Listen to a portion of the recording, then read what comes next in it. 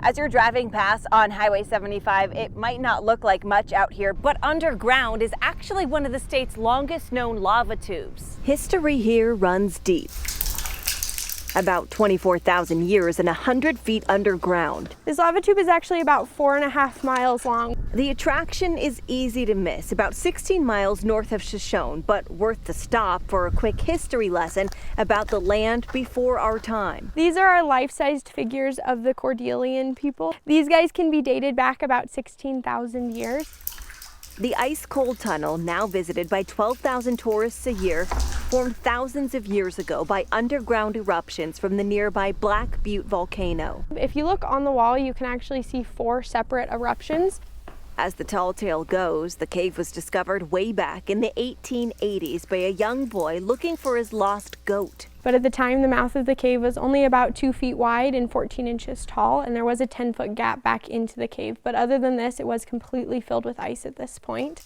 The town of Shoshone quickly got word of the underground ice and blasted open the entrance to make room for horse and buggies to haul out the goods. They were taking ice from here all the way to the Oregon coast on the railroads for ice boxes. But when they blasted this wall, it did disrupt that airflow, so hot air was getting in too quickly and the ice actually began to melt. By the 1940s, the natural wonder was ruined, but a new owner who took over in the 50s worked to restore the cave's cooling potential by building man-made walls to trap in the icy air.